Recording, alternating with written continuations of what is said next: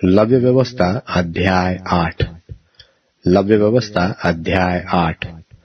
फिर यहोवा ने मूसा से कहा, तू हारून और उसके पुत्रों के वस्त्रों और अभिषेक के तेल और पाप बलि के बछड़े और दोनों मेंढों और अखमीरी रोटी की टोकरी को मिलाप वाले तंबू के द्वार पर ले आ और वही सारी मंडली को इकट्ठा कर।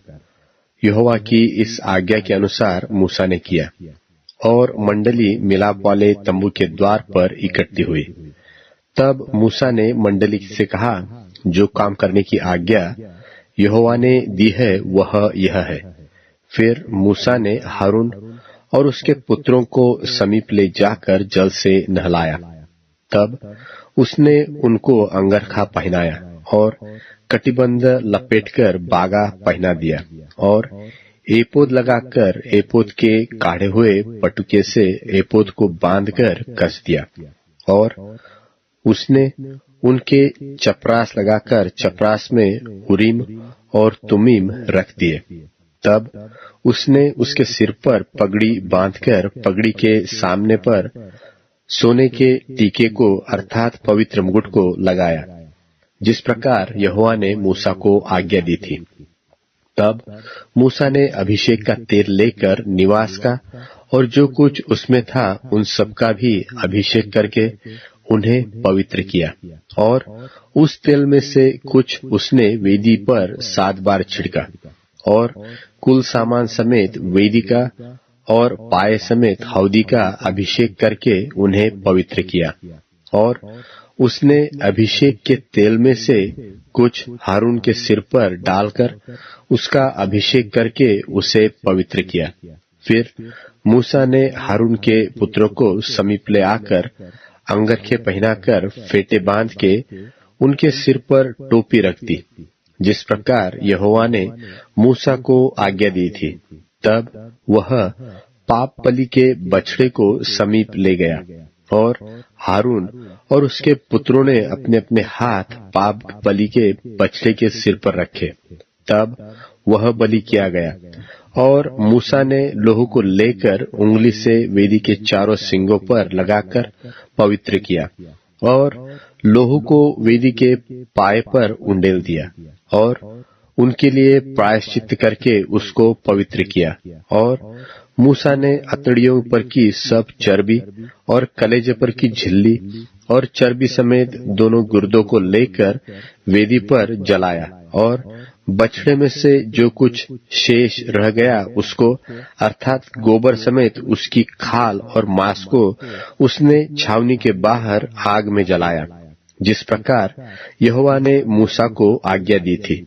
फिर वह होम बलि के मेंढे को समीप ले गया और हारून और उसके पुत्रों ने अपने अपने हाथ मेंढे के सिर पर रखे। तब वह बलि किया गया और मूसा ने उनका लहू वेदी पर चारों ओर छिड़का। तब मेंढा टुकड़े टुकड़े किया गया और मूसा ने सिर और चर्बी समेत टुकड़ों को जलाया। तब अतड़िया और पांव जल से धोए गए और मूसा ने पूरे मेंढे को वेदी पर जलाया और सब सुखदायक सुगंध देने के लिए होम बलि और यहोवा के लिए वो हव्य हो गया, जिस प्रकार यहोवा ने मूसा को आज्ञा दी थी। फिर वह दूसरे मेंढे को जो संस्कार का मेंढा था समीप ले गया और हारून और उसके पुत्रों ने अपने अपने हाथ मेंढे के सिर पर रखे। तब वह बलि किया गया और मूसा ने उसके लोहू में से कुछ लेकर हारून के दाहिने कान के सीने पर और उसके दाहिने हाथ और दाहिने पांव के अंगूठों पर लगाया और वह हारून के पुत्रों को समीप ले गया और लोहू में से कुछ एक के दाहिने कान के सिरे पर और दाहिने हाथ और दाहिने पांव के अंगूठों पर लगाया और मूसा ने लोहू को वेदी पर चारों ओर छिड़का और उसने चर्बी और मोटी पूंछ और अतड़ियों पर की सब चर्बी और कलेजे पर की झिल्ली समेत दोनों गुर्दे और दहिनी जांग ये सब लेकर अलग रखे और अखमीरी रोटी की टोकरी जो यहोवा के आगे रखी गई थी, उसमें से एक रोटी और तेल से सने हुए मैदे का एक फुलका और एक रोटी लेकर चर्बी और दहीनी जांग पर रख दी। और ये सब वस्तुएं हारून और उसके पुत्रों के हाथों पर धर दी गई और हिलाने की भेंट के लिए यहोवा के आगे हिलाई गई। और मूसा ने उन्हें फिर उनके हाथों पर से लेकर उन्हें वेदी पर होम बलि के ऊपर जलाया। यह सुखदायक सुगंध देने के लिए संस्कार की भेंट और यहोवा के लिए हव्य था। तब मूसा ने छाती को लेकर हिलाने की भेंट के लिए यहोवा के आगे हिलाया, और संस्कार के मेंढे में से मूसा का भाग यही हुआ जैसा यहोवा ने मूसा को आज्ञा दी थी।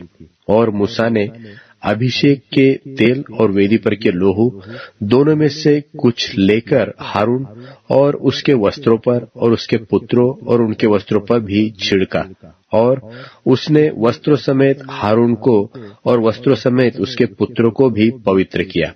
और मूसा ने हारून और उसके पुत्रों से कहा, मांस को मिलाप वाले तंबू के द्वार पर पकाओ और उस रोटी को जो संस्कार की टोकरी में है वही खाओ, जैसा मैंने आज्ञा दी है कि हारून और उसके पुत्र उसे खाए।